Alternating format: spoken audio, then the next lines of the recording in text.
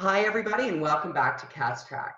We post an interview with an amazing Canadian each weekday for your daily inspiration. Today, I would like to introduce you to my dear friend, Oren Berkovich. Oren was born in my favorite country ever, Israel. He moved to Canada in 2013, and I'm so happy about that. Oren's married to his beautiful wife, Andrea, and together they are raising their daughter, Nina, who's 2.5 years old. His passion for hospitality and he's passionate for hospitality and learning led him to his current work in designing learning experiences. Friends, you will find his full bio attached. Warren, thank you for joining us today. Thanks for having me. For sure. May we start with the questions that I sent you this week? Yeah, absolutely. Let's do it. Awesome. So what's been your biggest challenge in the last 2 months? Last 2 months. I mean, you think about last 2 months, it feels like 1,000 years in pandemic time because every day and every week, so much is happening. Lots of challenges, lots of opportunities. I think on a personal level, the first challenge was to really start kind of balancing between panic and patience. It felt like there's definitely a lot of things that are coming at us that made us, made me, similarly to everyone, feel alarmed, panic might be a strong word, but just, wondering what is happening, how can we protect ourselves, our families, the economy. There's just so many things to worry about, right? But at the same time, we needed to be patient. We knew that this is going to also pass, that things are going to return. So trying to balance between the kind of immediate gut reaction to panic versus the kind of long view of being patient is a big challenge, and it not too dissimilar to, I think, day-to-day pre-COVID, right? That we needed to balance between like all things that are immediate, short-term gains, incentives that really pushed us to think about the very immediate urgent things we need to deal with versus kind of taking the long view of thinking about the further future. And that really much kind of involved the way, like a lot of the work we do as well. And I found that with COVID, it just kind of made it real and almost like the flip side of it, right? Like instead of balancing immediate and long-term from a strategy and leadership perspective, we needed to kind of manage our personal kind of panic mode, but also remind ourselves that there is a further future that we need to look out to. So on the personal level, and like all the realities, I think this pandemic takes people with young children very differently than people who are all day at home with no kids running around. So, we had to split our day. So both my wife and I could work and attend to our daughter and things like that. But very quickly we adjust, right? And the work front, things have been, really challenging as well, because a lot of the core, and we'll get to Singularity University and what keeps me busy during and pre-COVID, but a lot of our work involved in-person gatherings. And so there was an immediate thing that needed to happen when lots of our partners had to postpone or cancel events that they had planned, leadership development programs, board conversations. And that took a huge toll, not just, as a manager of a business, but also, we had to let go of an employee, which was terrible, especially at a small team. It takes a huge toll, reducing scope of partners that we worked with. We had a big program that we run in Banff every year that we had to cancel. So lots of kind of real things that needed to happen that made it incredibly challenging. Yeah, I bet. I can't imagine. And especially with the little one too. I can't imagine that. Must have been very difficult. It is, and at the same time, kind of thinking about the positive side of things. We've had so many incredible moments of joy and opportunities to spend time as a family that previously would be more rare. So, I think I'm a glass half full person, and, and at the same time, frankly, I know a lot of your audience is in Alberta, and I'm running a small team, and we can pivot and do a lot of the work remotely. And we're doing fine. I mean, I know there's a lot of people that had it way worse. So which make my challenge just seem like almost insignificant. So I acknowledge that, and knock on wood, we've been great, and it's all good. So these challenges are more opportunities than real things that hold us back. Another reason why I invited you today. And the top 3 things that you want to share with our audience today. So, as I mentioned, a lot of our work involves in-person experiences, mostly around content and leadership development, and a lot about mindset. How do we, as leaders, as people, as parents, as Canadians, as citizens of the world, think about the future? And the first thing that started happening when, I guess, mid-March, when COVID really started impacting the way we gather, is lots of our partners came to us and said, sorry, we have to postpone or cancel this program that we've had. And, we understood that this has to happen. But a few weeks after, more and more partners started reaching out, and we've reached out to a lot of partners and say, hey, we know that you're going through this, really challenging transformation, accelerated transformation, forced transformation. Let us be your thought partner. Don't worry about paying us. Don't worry about us running your program. But, we have this vantage point of talking to lots of different organizations across Canada. So, we might have some insights. And even if not, we'd love to know what you're doing and how, your teams are handling. What have you discovered that works or doesn't work? So basically started offering people to be a thought partner, which is a concept I truly believe in. As a curious person, I love exchanging ideas, and I know you do as well. And so having kind of no strings attached, just let's jump on call from time to time. We even gathered a few peers to talk about what works for their organization, what doesn't. Really opened my eyes to a lot of opportunities and better understanding of what people are going through and what organizations are going through. So if I kind of sum it up in like the 3 main takeaways that I think made it clear to me as a way forward. The first thing is that digital experiences, which is what we're doing right now to some extent, and what a lot of organizations are now doing given COVID, they're not in-person experiences delivered digitally, right? So it's not just, hey, let's just take whatever we did in person and just do it over Zoom. That doesn't work. When organizations try to do a full day strategy session that otherwise would have included round tables and sticky notes and maybe facilitators and moving around and things like that, and maybe some food and some networking and a drink, and doing that on Zoom is just not going to work. So the first thing to acknowledge is we need to look at these experiences as completely different things. They need to be reimagined. They need to be redesigned completely. And there are ways of doing it. And we can bookmark it and come back to it later if that's, you think would be interesting to your audience. Or certainly people can look me up and reach out to me as a thought partner. But I think the first key takeaway is, like, don't just assume that people will just do the thing that they were doing in person online. Mm-hmm. You need to redesign it. There are ways to do it. And like in-person experiences, every experience has trade-offs. And I think in-person experiences have lots of trade-offs that digital experiences can overcome. And definitely, digital experiences have shortcomings, but also incredible opportunities, scale, and things like that. Mm-hmm. So on that, I think just really focusing on the experience and being thoughtful, having thoughtful design of how we go about doing these things is the first thing that I've learned. Second, and this is really something that, I would have probably highlighted even pre-COVID is around curiosity. I know you and I share this very much so, but, I really think that curiosity is our strategic advantage as leaders, as people, as organizations. A lot of times, there's this notion you need to disrupt or you be disrupted. I'm sure you've heard that many times, right? I'd like to suggest that it's more like you need to be curious or you'll be irrelevant.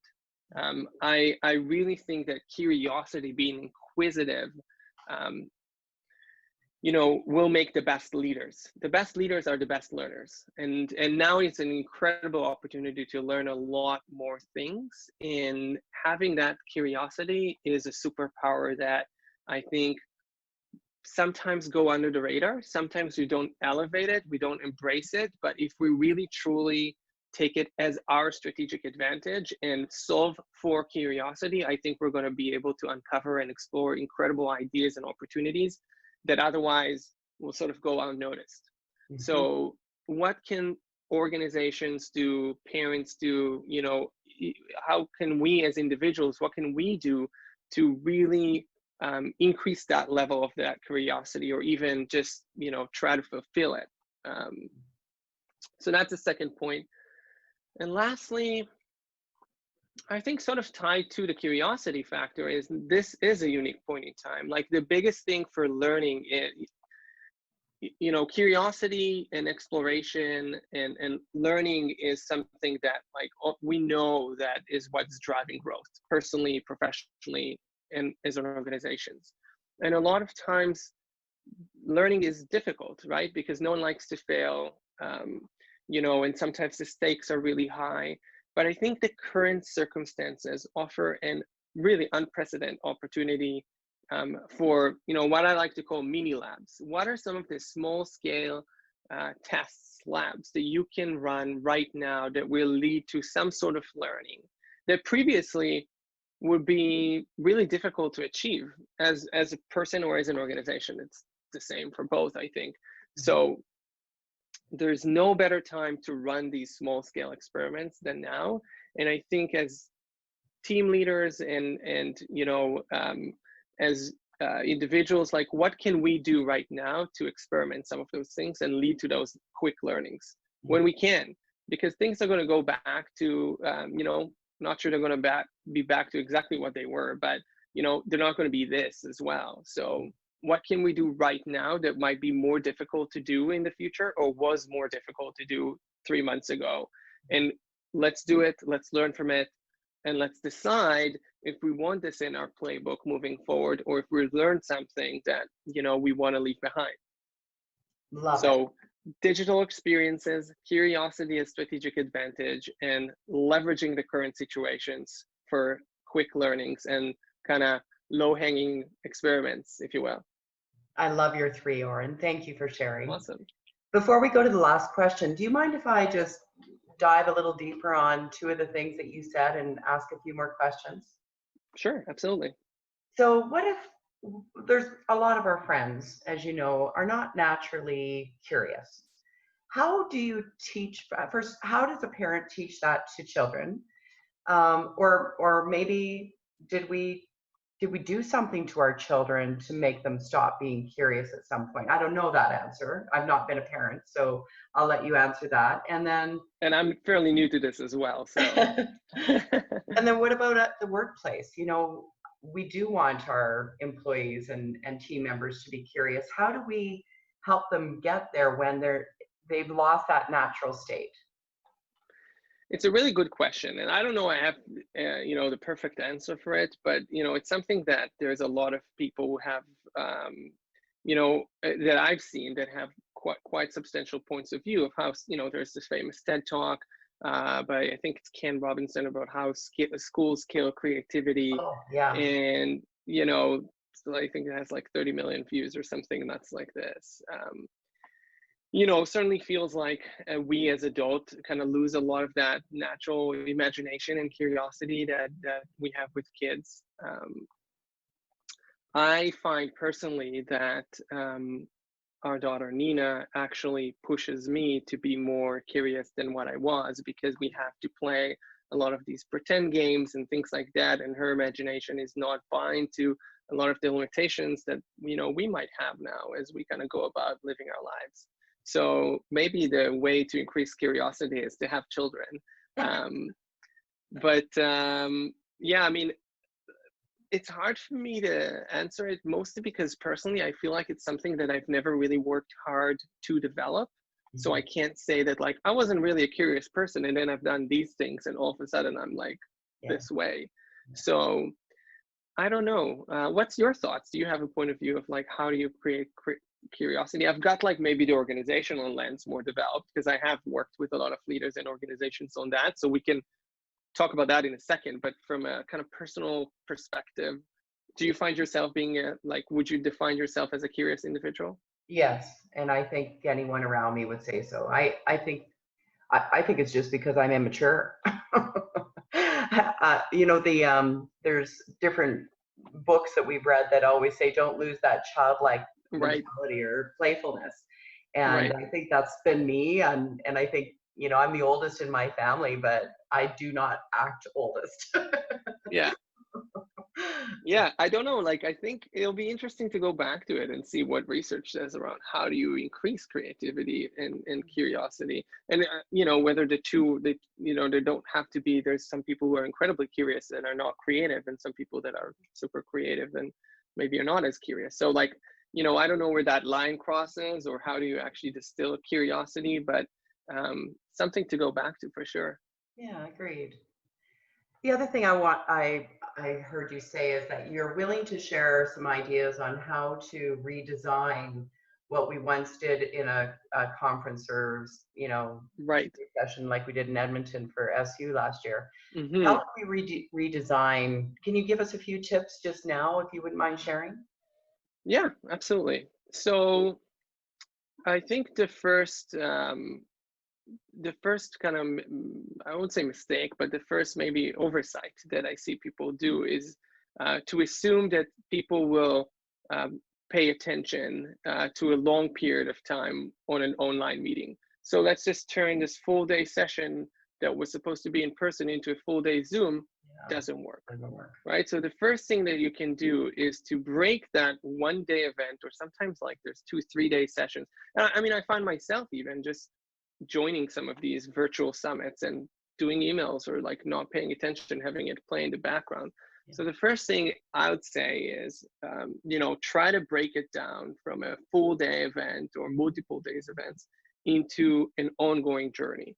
Um, having 3 90-minute sessions every week is probably better than trying to have a 6-hour session in one day.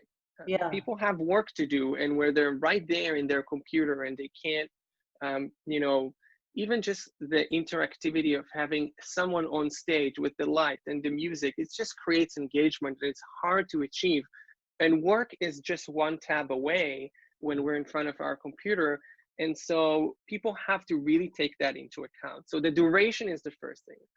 Format is another. Like, if this is someone just doing a talk, why do we all need to be together here? You know what I mean? Yeah. These talks can be consumed at a different time. For some people, it's better to have those at night. So, like, if it's one to many, one speaker talking to many people on the webinar, I don't actually think this needs to be live. Yeah.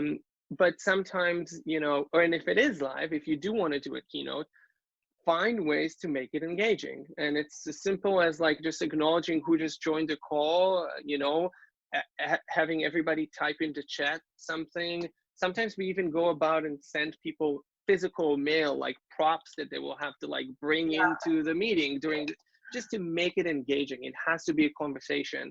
Yeah. If it's just speaker after speaker after speaker talking at people, there's no point of us trying to coordinate and be together at the same time. Yeah.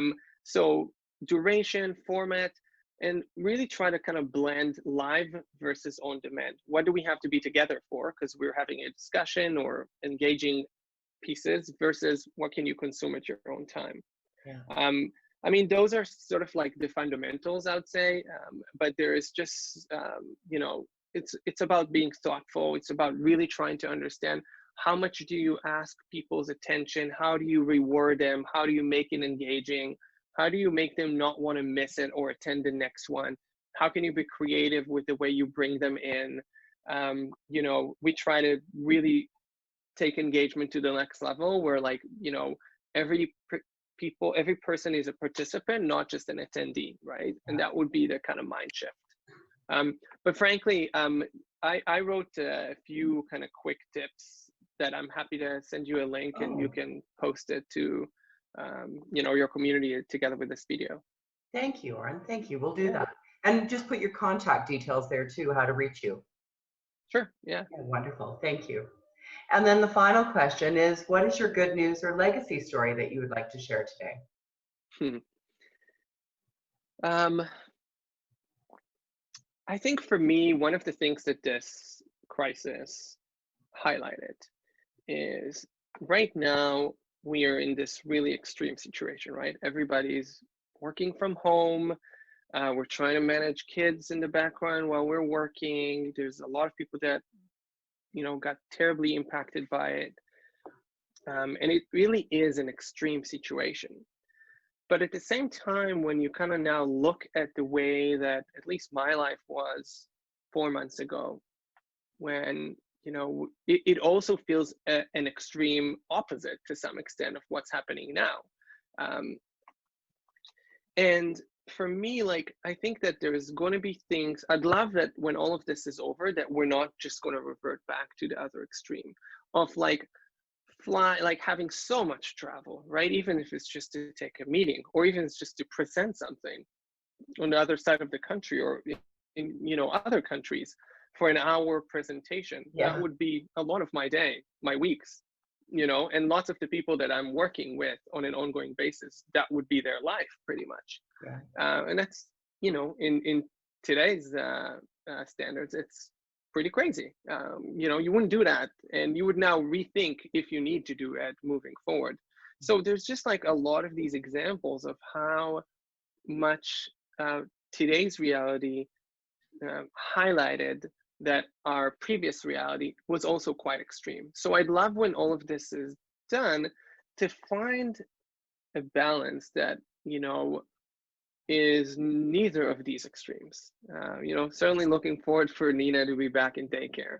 Um, but does she have to be there like for entire days every day of the week? Or can we have lunch together as a family once or twice a week? Things like that that seemed pretty much impossible previously and now are happening every day. So moving forward, how can we make it more balanced and more frequent? What have we learned in the last few months that we want to carry over to this new reality? And I think that is the legacy that this terrible, virus is going. That's the silver lining. It forces all of us as parents, as individuals, as organizations to really reflect on what worked before, and what can work differently moving forward. So, I think that each of us has this incredible opportunity, but I would even argue the responsibility to actually ask ourselves that question and actively work to create a future that is more balanced and we're actually more excited about. I love it. Thank you, Oren. I have one other final question. Yeah, please. How far are we away from having like the 2-day conference that you had in Edmonton last year for Singularity University? How far are we away from actually having the holographic opportunity that you had so brilliantly displayed for us that day? Are we close? Well, one of the things that is really clear in the work that we do is we really try to avoid predicting the future. Oh, Not because we can't, but it's actually, there is one author that I really like, Yuval Noah Harari. He wrote yeah. *Sapiens* and a few other books. He has this saying: if someone tells you about the future and it sounds like science fiction, they're probably wrong. But if someone tells you about the future and it doesn't sound like science fiction, they're definitely wrong. Um, and the reality is we really don't know. I think the key activity that we need to engage in is, and we had a little chat about this beforehand, is to really expand the scope of what we think is possible. Because, we might argue that this, all of us attending a conference virtually, and we each have our own avatar and a headset, and we're interacting with one another as if we were together in the same room, but we might as well be in a different galaxy and have some other crazy experiences that we could never have done in Edmonton is just a couple of years away, and COVID is going to really accelerate it, because it is the moment that AR and VR industries were really hoping for and waiting for, and now everybody's going to adapt it, and we're already seeing this massive increase. And I can keep going on and on and on, and why this is now coming much faster, and we're just a couple of years away.